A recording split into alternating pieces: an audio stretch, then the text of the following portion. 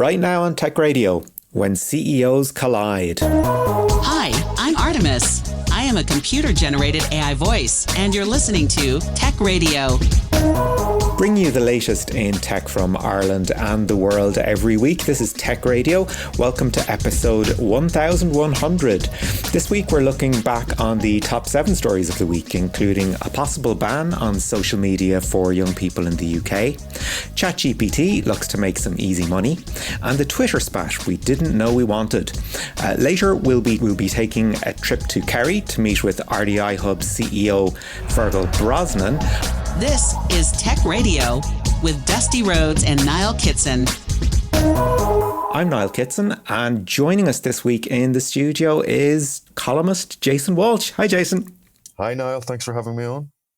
I suppose a story that we didn't get around to talking about next week, so we may as well have a chat about it now very briefly, is the Grok notification scandal. And there has been a development in the last few days because if memory serves, we were all ready to have not quite a showdown, but a ministerial meeting with X where things would be sort of discussed and hashed out, and we would get an appropriate solution, which would basically be a blanket ban on the ability to post images of people in a state of undress. That meeting is not going to happen. Are you in the least bit surprised? No, because that has been Elon Musk and his management's response to everything since they took over the company. You'll remember, of course, they have a lot of staff in Ireland, or they had.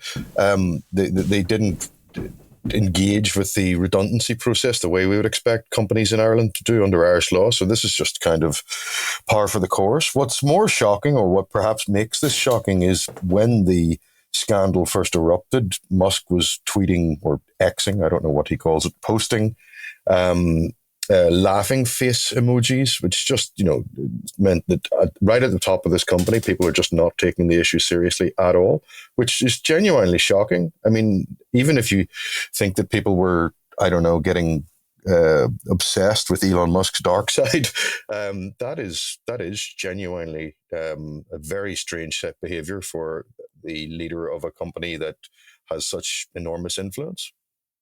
I don't think he even sees it as a company. I think he just sees it as his personal megaphone, and he doesn't seem to be terribly bothered if it's a profit-making entity at all. All he seems to care about is his army of simps that will jump in and say, oh, fantastic move, Elon. Oh, 100%. Nobody plays 4-dimensional chess like you. And if, the current argument with Michael O'Leary, just to segue into that, is a pretty good example of X at work for good and evil. This all started with X suffering a temporary outage on Friday. I think the site went down for half an hour and people went bonkers. And the Ryanair account did something that Ryanair are pretty dang good at, which is trolling. And they said, oh, maybe you needed Wi-Fi. To which Mr. Musk was not impressed, and he went on to call Ryanair CEO Michael O'Leary, what was it, a retarded twat? We can say this seeing as we're just a podcast now, as opposed to being on broadcast radio. And of course, you don't take on Michael O'Leary, you don't take on Ryanair and think that you're going to affect either of them. I mean, Michael O'Leary is a very important person globally, but I don't think Elon Musk would know that because Ryanair's operations are so European. I mean, of course he would have heard of O'Leary. O'Leary has form. He does, as you say, troll people. He can be quite disagreeable, aggressive, and all the rest of it. But I can't hate him because I would never have been on a plane without him. I don't really fly Ryanair very much, but he genuinely transformed European aviation. So, if you're going to have a fist fight between the two of them, and you force me to take sides, I'll take O'Leary's side. But, what's interesting about that whole spat is O'Leary's just going to milk it for publicity, which is what Ryanair does. There's no upside for Musk. He's just dug in and being aggressive, weird, offensive, and just looking more and more like an unhinged character who can't zip his mouth closed. I really find the whole thing around Musk disturbing. It bothers me because I have a pension and, I'm not a wealthy man. And Tesla is in there at its ridiculous overvaluation because your pension buys just the stock market. So, these American tech companies are a ridiculously overvalued component of it. I mean, you can say what you like about Microsoft and Google and Apple. They're profitable companies. Tesla, I'm not so sure about that. So unfortunately, Elon Musk has an impact on all of us that is far beyond the importance of Twitter. But, you said that he doesn't seem interested in it as a business, which appears to be true. But what I find interesting is I think Twitter was already declining in utility. It was always a sort of cursed platform. It was fundamentally broken from day one. I didn't think it could get worse. Then he took it over, and it just continually has got worse and worse and worse. And this latest debacle, the nudification, was enough to make me go, right, I haven't logged in for a year, but I can't do this. So I logged in, deleted my account. I'm just done with it. Goodbye. Yeah, I think X at the moment suffers from an absolutely toxic partisanship that Twitter didn't really, because Twitter did put a value on, proper news sources, and the algorithm didn't promote bile and engagement and rage to the extent that it does now. I would very often go on Twitter and get the news of the day, and that's what I used it for. Now what people use X for is they log in, they see what people are arguing about. Occasionally there's a news story linked to that nobody actually reads. And the argument goes from there. It just seems to be a completely self-enclosed rage machine at the moment. Yeah. And I think that's part of a wider kind of collapse of social media in general. I mean, when's the last time you looked at Facebook? And, everyone who was an Instagram fan told me how much calmer and better it was than the other social media outlets. That doesn't seem to be the case anymore. I think they're really all heading for the dustbin of history. I realize that TikTok's quite popular. I'm rather outside the demographic, but yeah, I think the social media era may be coming to an end. I think so, because, X has decided to go down its own particular rabbit hole of irresponsibility. I think the first generation of Facebook users are either aging out or sticking around because their parents are on it now. I think WhatsApp is probably the most useful and important of them, because people don't use it as a social network. They just use it as a messaging service. Or they use it as a literal social network among people they already know, which, I experimented. I use WhatsApp for messages like everyone. I just want a free messaging platform. But, when I'm in a different building, a different apartment complex, I joined this thing called Nextdoor with local people, and people were on it were crazy. Like, it was astonishing. These people are neighbors. They physically live in the same building or in the adjoining buildings. They wouldn't speak to each other in person the way they did on this social platform. And actually, there's a group WhatsApp for the building that I was living in as well. And they're just sitting there all day arguing the bit out. There is something about the disintermediation of computer-mediated communication that sorry to use the academic jargon, that causes a problem. We know it as keyboard warrior syndrome, but it really is a fundamental problem that we've never quite got to grips with, and I don't know how we will. And I know this will be coming up sort of tangentially in an item later about social media, but it is interesting. The brave new world of social media seems to have really become extraordinarily toxic beyond belief. Yeah, I think it has pretty much collapsed, and I think it will take something like the removal of anonymization to actually get people, talking like normal human beings again. Mm-hmm. But anyway, the upshot of this is that bookings for Ryanair are up, the share price is up, and the sales of Teslas unrelated, but still interesting to poke a twig at something. Sales of Teslas are in Europe for the last quarter are down 55%. So in a battle of in a popularity contest, there was only ever going to be one winner. Still, it is fun going on X and seeing people have a completely incorrect preconception of what Ryanair actually is. I've always loved their social media shtick of, yes, we treat you like dirt, but you know what you're getting into, so don't complain. I just love it. They're so upfront, just like Michael O'Leary. So right, moving on to our next item. SEPA Instant is finally with us. Thankfully, this will absolutely staunch the flood of users to neobanks like Revolut, who I'm sure are quaking in their boots at the prospect of SEPA payments happening in 10 seconds or less. Yeah, I've been enjoying SEPA Instant for some years. Listeners may not know I live abroad. I live in France, and I've been enjoying SEPA payments instantly for free for a long time. I find it baffling that Irish banks took so long to implement it. I would call it the circular firing squad of Irish banks, but there's only 2.5 of them. I'm not sure they can make a circle. What is going on here? I mean, Revolut, everyone in Ireland has a Revolut account, as far as I can tell. They probably have more than one. I have one. I use it for buying rubbish. I just feel safer using it to control my spending. And if the unlikely but possible event of a hack, there's nothing there to get taken away. I wouldn't trust Revolut with my salary. It's not that I think they're an untrustworthy institution. I just don't like their automated customer service. But I'm old-fashioned enough to prefer a bank that actually has branches. So, that just could be a generational issue. Maybe kids today are getting their Revolut at 12, and when they graduate into the workforce, their salary will go straight in there. They'll get their mortgage through Revolut. We know they've been talking about mortgages for some time. They're doing investments, although they're not really giving people enough guidance on their tax responsibilities, which I think the investing could be a real disaster for Irish users if they find out that deemed disposal on exchange traded funds means that you have to make various payments and so on and so forth. But there's no question the functionality of Revolut and the other neobanks is excellent. So, think about why this is. Well, people will say because they don't have the legacy, they don't have the mainframes. True, but the mainframes are actually extremely reliable. They have an uptime that can be measured in decades. The problem seems to be a kind of middle layer between the front end, which the banks can produce in a modern way, and the back end, which is fundamentally batch processing.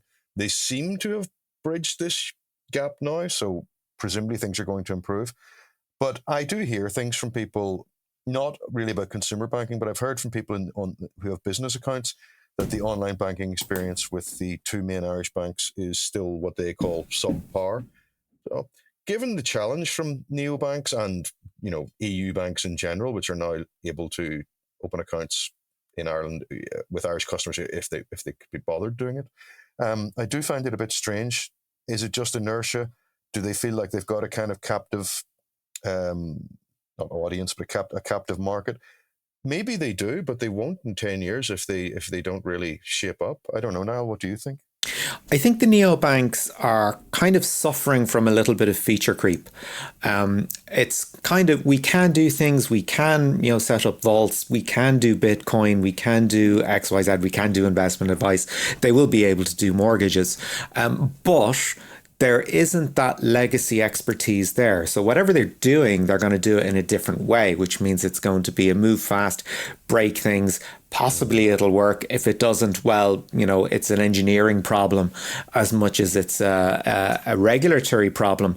So in the sense that banks are traditionally very slow moving to get things done, there's actually a level of reassurance there because it shows that they're very conservative institutions. And if you want to trust your money with someone, I don't mind move slow and not break anything. And one thing the neobanks will struggle with, because that's the way they're set up, whether it's Revolut, whether it's M83, it is cash in hand, and they can't do that. That's still a problem. If you happen to have something, maybe you have a leaky pipe at home or something like that, and your tradesman prefers payment in cash, you are potentially in trouble if they don't have a Revolut. So it kind of turns cash into a really abstract commodity, really, in the same way that credit cards and laser cards kind of do. This will give that sort of feel to your entire financial presence. You mentioned laser cards. You must remember before Visa debits became common, the absolute nightmare that was trying to do any online commerce from Ireland. That was horrific. And technically, laser cards should have worked. They should have worked on the MasterCard network, but no retailer ever seemed to get the integration done correctly. But yeah, no, I think you're right about that. And I do think there is a lot of feature creep in the neobanks, but I do want banks to be slow and sensible and boring. I also want them to be up to date and offer the features and functionality that I want, and preferably for them to nickel and dime me as little as possible. But, I expect a certain amount of that with banking. You got to pay for it somehow, Yeah. Okay, let's move on to our next story of the week. We have, last month, December 2025, we finally saw Australia become a pioneer in social media, in the sense that they have blocked access to social media for under 16s. Australia going to be the canary in the coal mine on this. And of course, not the only country to have blocked social media. We're looking at democratic nations that have blocked social media. So we've got a populace that are already sold on Instagram, on Facebook to a certain extent, to TikTok and WhatsApp, etc. And their access has been yanked. So the discussion has actually moved over to the UK now. Where I think it's just been finished in the House of Lords. It looks like there is going to be a similar ban implemented in the UK. As we have discovered, there's an excellent report on the BBC about how things are going in Australia, and kids are adhering to the ban and being very good and enjoying life without social media.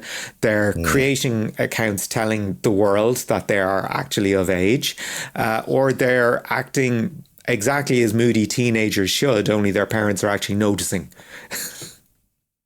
Yeah, this is a very strange one for me, because I'm about to say something that I never thought I would say. I support the ban. I genuinely take a strong view on free speech, but we are talking about kids here, and I think all of the arguments against it don't really stack up. So the first one is it doesn't work. Yeah, we know that. Yeah, you can use VPNs to get around it. Yeah, I know, but you're just creating friction. The creation of the friction has a utility in itself. Secondly, I think, one of the things that I find interesting is I find YouTube's claim that it isn't social media somewhat convincing, but then you have a boundary drawing problem. Like, where is the line? Is TikTok social media? Because it's video too. I think that they should be allowed to watch videos, obviously, but maybe they shouldn't have the social functions that are also included with the app. That would completely destroy TikTok, of course, so they won't agree with that. But yeah, you could probably argue, I suppose, that it's bolting the door bolting the stable door after the horse. Sorry, locking the stable door after the horse is bolted. But yeah, I think that the evidence of what social media is doing to all of us, is probably strong enough at this point, even on a kind of neurological level. And kids, famously do have brain plasticity and so on and so forth. It just seems like a terrible place to be if you were a teenager. I can't imagine the horror of growing up online in the modern era. So I genuinely think that it will be interesting to watch, and I'm not at all surprised that other countries are thinking about taking similar measures. It won't work, but really, the drink driving laws also don't work, but they do stop a lot of car crashes. They just don't stop every single drunk driving incident. You've got to take that into account. It's just blanket saying, "Oh, they'll use VPNs" is not an answer. Yeah, I think the point of creating friction there is a big part of it. It's amazing people's lack of tolerance for having to introduce a single step into doing anything. And as soon as, one kid decides, look, I'm not going to bother with this platform, that's one friend that you're not going to be able to communicate with through that platform. And I'm sure there are popular kids, in the way that there always has been, who will have an awful lot of social capital. And if something isn't cool by then, people will just sort of leave. Yeah, well, we saw that with Facebook. Oh, goodness me, it must be 6 or 7 years now from when the cool kids just stopped going on it. And it really did just sort of become Angry Uncle's website, Yeah, which kind of brings us to our next story, which is a lawsuit in California that is about to go to trial, and the plaintiff is a 19-year-old woman who said that she developed mental health problems after becoming addicted to various social media apps, and the parties on the other side of the lawsuit are Meta. In particular, she was looking at Instagram, TikTok, at the time owned by ByteDance, a Chinese company, of course, and YouTube, owned by parent company Alphabet. So here's the thing. We know, I mean, from internal Meta documents that, you know, the algorithms are designed to keep you on the platform as long as possible.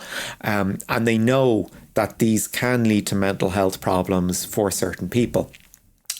Now, what has happened is that the Snapchat parent company, Snap, who was listed as part of the lawsuit, have settled out of court so that they won't have to go to trial, which means that they won't have to open up their black box and go, look, this is how things work. Because when you've got an expiring message platform, you know, how do you keep people on board? Of course, they don't want to open up their black box. In Europe, it's a different issue because of the Digital Services Act, which is all about opening up black boxes. But I think the fact that somebody has decided to settle instead of going to trial, and that the other parties are willing to stick it out, I think is pretty interesting.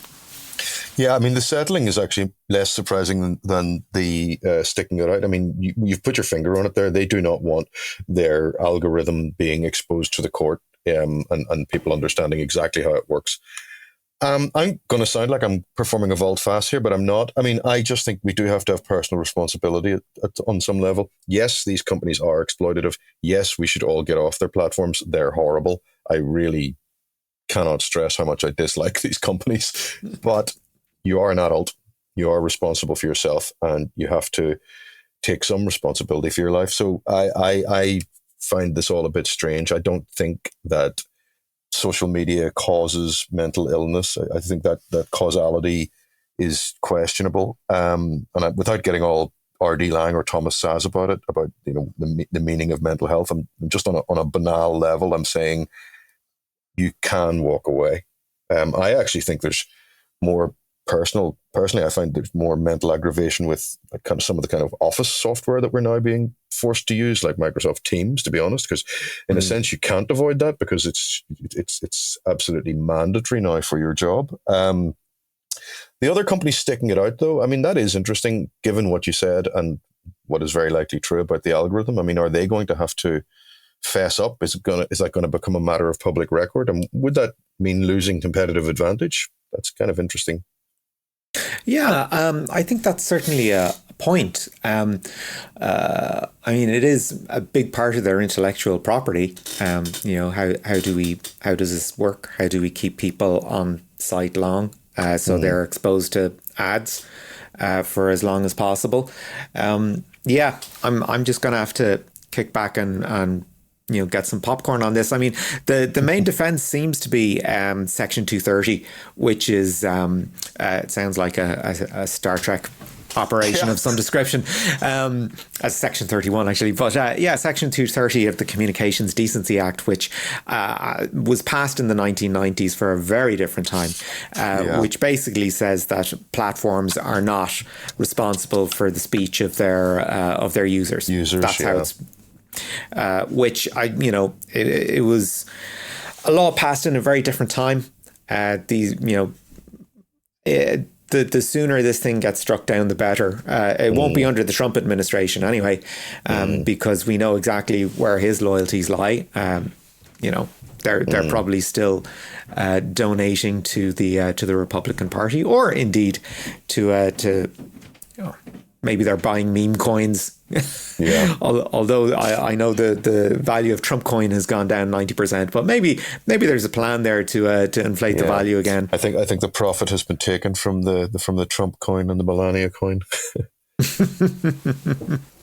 We hardly knew ye, however long they lasted. I think it was a week-long pump and dump, and then a few people were on Reddit crying that they'd put their their life savings into them. Well, I guess that's personal responsibility again. I think so. Speaking of things to do with personal responsibility, we all hate giving up our personal data to help train large language models. And we are kind of entering the sharp end of the stick because these companies have to show that they're making money. They've had a free ride for long enough. And ChatGPT seems to be saying we're not doing enough of it because it looks like they're going to be introducing ads. This is a real problem for OpenAI because they are, personally, I don't think they're the best of the crop of LLMs, but we'll leave that aside. They were the guys that came out with the one that really caught everyone's attention. They're not making money. They need to make money. They've had their free ride. They got investment from Microsoft. They got investment from various places. They haven't IPO'd. If they do, there's a question about whether or not any of these companies are IPOing. By the way, it's interesting that most of them are trying to stay private. But anyway, leaving that aside, they need to make money. But then we get into the Cory Doctorow and shitification thesis. One of the reasons, not the only reason, but one of the reasons people like AI is it's not full of crap. So once you start that process, it inexorably gets worse and worse and worse. And within 5 years, your ChatGPT is likely to be completely useless. Not only stuffed with ads and trackers and the potential for spyware and malware and all the problems that we've had with ads, but just generally degrading in use, trying to force you to make 2 queries instead of 1 because that gets more ads displayed. All of the kind of problems we've already seen with Google search. I find it interesting. I have been reading a lot on Reddit and any other sort of public forums I can get access to. A lot of people don't seem to want to use AI at all. Now, I mean, that could be a vocal minority. A lot of people might just be using it and not posting about it on the internet. But there does seem to be a surprising amount of resistance to it, even in the workplace. People saying that they end up spending more time fixing the output than they would have if they had just done the job themselves. So while I'm not convinced that AI is a total bubble, there's definitely an economic reckoning, and it's coming soon. Yeah, I think so. I mean, it is a very small number of companies selling to each other, so there's very little actual money changing hands. I mean, NVIDIA, Microsoft, OpenAI. And the Oracle deal was astounding and like 500 million put into the Stargate initiative across America, and the price of memory going through the roof at the moment. We're only going to see the price of those projects skyrocket as well. So they're going to come in well over budget.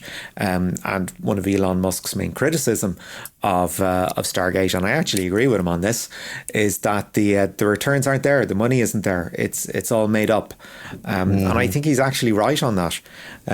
Stop. Yeah, it's also true of Tesla, though. So, but anyway, yeah, very, very true. Do I see anything else happening with ChatGPT that particularly offend me? No, I think what we are finally seeing out of the popularity of Claude ChatGPT and this particular generation of LLMs is companies they're not quite coming out and saying it yet, but they're really giving the lie to the maxim of, you're not going to lose your job to AI, you're going to lose it to someone who knows how to use AI. We know this is nonsense. We know coders are going to be losing their jobs in droves because companies are going to be using AI to generate code. Whether or not that code is actually any good will seem to be fairly irrelevant. At worst, it might stretch in terms timelines. Of the code being good or not, in terms of number of steps toward execution, compiler, source code size, object code size, that doesn't matter. Crap will be fine. Security does matter. If it is inherently insecure, or even worse, its training data has been infiltrated, that's going to cause serious problems down the road. But you're right, the trajectory is quite clear. Certain jobs, not least my own, are under threat. Yeah, it is quite sort of disturbing. In a couple of years' time, this might not be me. It might be an avatar of me co-hosting the show with Dusty, doing impressions of what we do at the moment. But last story of the week, also to do with AI, Signal. the anonymous messaging app has come up with its own version of ChatGPT called Confer. Do you use Signal? Does it make you feel, safe and secure? I do use it, but I only have it because my brother insisted on using it, so I ended up downloading it so I could talk to him, and then a client started using it as well. And I was speaking to a, inverted commas, civilian the other day. In other words, someone who's not particularly interested in tech. It was about a month ago, maybe a little bit longer. And I suggested, we were looking at various messaging apps, and I suggested Signal, and she said, "Oh no, that's for tech bros." So it was interesting that it had a bad reputation with her. I had always seen it as having a good reputation of being privacy focused, which I guess is the message they wanted to get out. Yeah, interesting that they're throwing a hat into the ring, but is there enough room for this? I mean, Brave, the web browser, also has its own AI called Leo. Does anyone use that? There's Mistral in France. I don't think I know of anyone using that. It may have applications. There's a lot of LLMs out there. I have a feeling it will end up being a bit like the search situation where there's Google, or in this case, ChatGPT, and then there's Bing, in this case, probably Google. And all of the other ones are actually using Bing's indices or index. So I have a feeling we'll end up seeing wrappers put around Claude and Gemini and so on and so forth, the kind of second tier AIs, while ChatGPT, if it keeps its position at the top, will dominate the market. Yeah, I think so. There's only going to, when the bubble pops, there's only going to be a very small number of players left standing. We know OpenAI will be fine. We know Google will be fine. Gemini isn't going anywhere. It would be the likes of Mistral would make you slightly concerned. But again, I suppose there might be scope for the EU to pump some cash into it, seeing as we're all looking at US alternatives. They want to do it now and not wait like they did with search, because even when you look at the search, Ecosia is one based in Europe, I believe, and there's another one in France, the name of which just eludes me temporarily. But they are all running off the Bing index, and that is just not good enough. No one wants to do the foundational work, and really, that's where the value is. And that's all our news for this week. Thanks for joining us, Jason. Thank you, Noel. Delivering Irish tech news since 2006, this is Tech Radio. We often talk on this show about the benefits of startups having that cluster effect, whether it's a space to work, a space to learn, or just a space to hang out and share ideas. RDI Hub in Kerry is one such place, and I recently had the chance to sit down with CEO Fergal Brosnan to talk about its mission. Fergal, we often find when we're talking to people at sort of the higher end of an organisation that they come with a very interesting backstory, a personal narrative, if you will. So tell us a little bit about your own background. Okay, so Fergal is originally from Castle Island in Kerry, so this is a home venue for me, which is fantastic. I grew up there, and I guess I'm a techie at heart. I started my career 7 to 8 years in software R&D, worked at Apple here and in the US. So technology has always been embedded in my DNA. I left that industry because I got frustrated with the recruitment industry when I was in a job, and I set up the Berkeley Group. So I co-founded that with a colleague, and we specialized in tech recruitment in that space. And that evolved into being Berkeley Group, which is pharmaceutical, life science engineering, and had a data analytics side to it as well, which is a bit of a diverse combination of a group. But that's where I got my grounding in startups. So I became an EI, Enterprise Ireland client, myself when we went to Singapore. And when we scaled internationally, that's where obviously you're learning all the time, but I actually had a lot of learning from that, which are quite applicable to where I am today. We exited that business. We sold it in 2011. I stayed on the board in years. And during that time, I undertook an MBA. I guess I had been catapulted from being a private entity and company owner, being sitting on a board in London. And I felt I wanted to make sure I didn't have any blind spots as such as suffering slightly imposter syndrome there, just to make sure I understood exactly the nuances of a listed organization, inspired us and the responsibility to have. And during that time, I went into that MBA going, I'm very good at it, very comfortable and at a good spot in my career. Moving wasn't necessarily on the agenda. But when I came out of it, it had really challenged me to think differently and perhaps look at doing something different. So it re-energized me from what I was doing.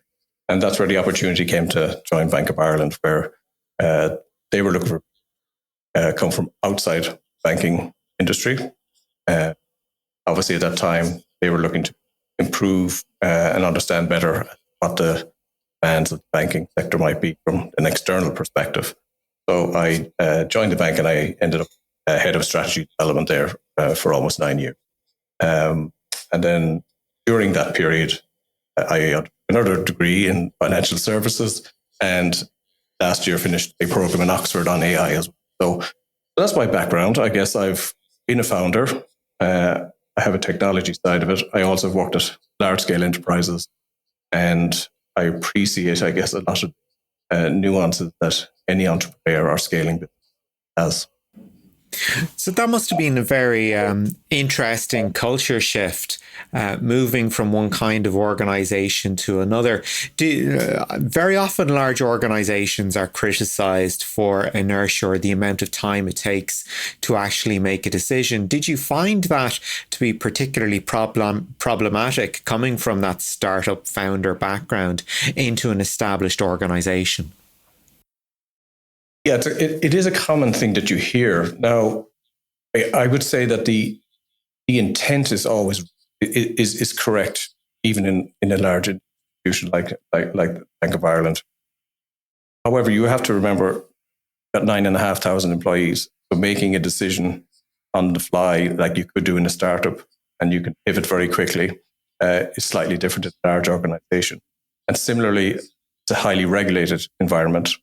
So again, if I'm in a startup scenario and we both decide to make a decision with directors and we've got a team of 5, we can very quickly make that call.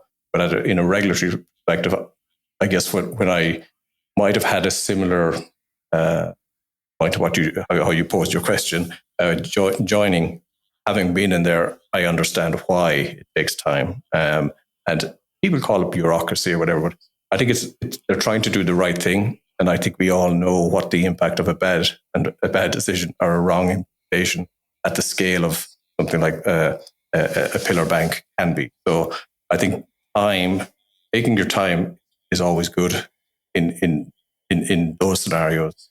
But that's not to say that institutions like that don't pivot and make decisions quite quickly. They can, but it's actually delivering it has to be done in certain order in that regulatory environment. So I think it's a balance. There's no right answer to say yes, they are, no, it's not. But you can understand the contexts are quite different. So where you are now, returning to sort of smaller scale operations at the RDI Hub, what attracted you to come back and work among startups? Okay, so I think first and foremost, location is an amazing facility, right? So create what they have over the past 5 years is testament to the vision of Brian McCarthy, Exco, who is one of our founding partners. But also regionally, I think the demand is here, and I get into that in a minute. But for me personally, I feel like I have gone through I understand tech, right? So you cut my arm and it's a binary comes out, not a DNA. So for me, I understand the tech element of it, and that's one fraction. But having been a startup, having gone through scale up thing, our business, and gone through the support mechanism that Enterprise Ireland have, one thing I always said, I've always said, since I had moved on from when we exited the business, what I didn't appreciate when I was in early days was the grey hair and advice that I could have had for the people that I didn't seek out. It wasn't that I purposely avoided it, but had I the opportunity to be in a facility like this during my startup, I think it could have done a lot better. for me, it's a bit like a funnel. I've taken my own real world experiences. I'm taking my enterprise experience as well, because an awful lot of startups are trying to target their products into an enterprise, and understanding how they work at a macro scale is very important. And perhaps sometimes understanding target audience a bit better. So being able to delve in and help these companies achieve their goals and action. And just remember, it's not just about startups. Well, that's a huge part of there is scale-ups and there's corporate entities well involved, the RDI Hub, and have companies who might be 5-6 years in existence, and they may be 4 or 5 man team, and they're looking to try and get to the next level or internationalize their business, but they haven't got that experience. So they may not be here looking for funding and investors. They might be looking for advisory on how they might expand their. So that's where it kind of gels for me, that I feel I can contribute and support that. And obviously the team that are already in the RDI Hub are fantastic, and the work that my predecessor has put in place. I have a network of mentors and advisors here as well that are, on a pro bono basis are helping these companies their goal. So when you look at all of those elements of what is in the RDI Hub and what's available, it's a proposition that I wish there for me when I was starting out, but it's one that I feel I can help, I can go. And our ambition in the RDI Hub is one of the Europe's leading innovation centres hubs. Yes, we're regional, to contribute to the local economy. That's gone really well for the first 5 years. We've had over 430 jobs have been created. 250 million has actually capital go through the companies at the hub. And if I look at the products and services, over 70 products and services created and through the hub. But when you look at all of that, the infrastructure, environment, the ecosystem, and that's I just gave you there, it's a compelling proposition to actually come in and see if I can add value and bring it more European and internationalized our own business and what we can do, because we want to help startups in Ireland, we want to help startups in Kerry and in Cloglan, absolutely. But likewise, we're here to support companies who want to come to Ireland. Maybe the idea is formed US, in Dubai, Singapore, or in Paris. And we want to be a location that people say, well, where would I do that? It doesn't necessarily have to be or a group. We're just local. But obviously, we're primarily here to support that local economy. And just looking at that idea of supporting the local economy, we've been through a period of time where we've pretty much discovered that where you do your work is almost immaterial. So long as you have a good internet connection and a sense of purpose, you'll probably make good progress. Where do you see the likes of RDI Hub sitting in that kind of mindset where people are maybe thinking, well, my kitchen desk is as good as anywhere. Maybe I don't need to expand an office into a co-working space or to something more elaborate than RDI Hub. So do you find companies are coming to you from that hybrid mindset and going, actually, there's so much more value here than I would have thought if I was still working at home and thinking I was doing great?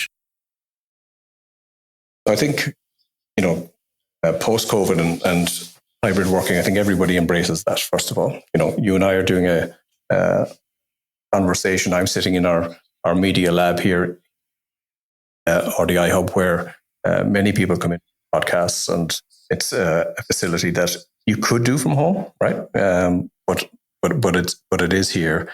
And I think it's the water cooler moment. So everybody who walks into the hub, any member who wants to apply, become a member, we're not here to say, we're not here to rent desk space. That's just not our function. That happens to be a byproduct of everything else. But when we have partners who come in and members, we want them, they're going to get an awful lot from other members, but just to recall and to remember that, they give it back as well. So to me, if I'm at home working at my desk, I think we all get a lot of work done at home, right? think it's a way of life now. But there are other bits of work you can't do at home. You can't get to the water cooler. You can't have that cup of coffee with the startup who just pitched for funding last week, and you're pitching next week, and you're kind of going, well, how did that go? What were the questions that were asked?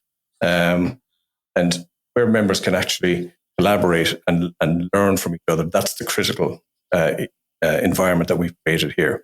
I mean, it is an innovation space. Walk in here, and it is. People will see pictures, people will see it online, and truly, until you actually walk in and realize what's here, it's all the pictures don't do it justice, because there is an environment that does inspire you.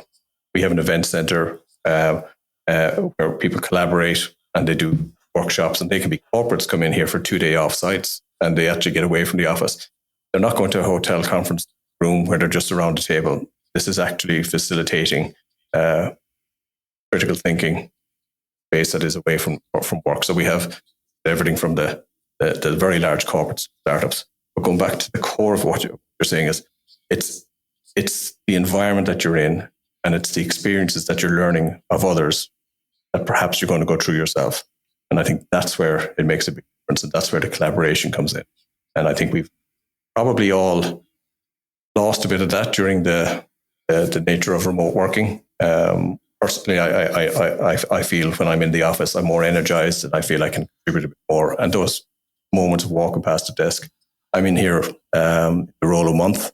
And while I spent a lot of time in Europe talking to colleagues over there and in Brussels, European funding perspective, but as I walk past the desks here or walk past some of the office space, I might be called in for a quick question. And I think that's the piece that people get.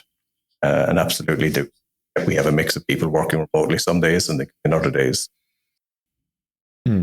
So it's very much an issue of fostering a culture where you can have sort of those conversations between startups, and there's access to expertise at your end as well. What kind of companies are you finding in RDI Hub that have made you sort of sit up and go, I've never seen that before?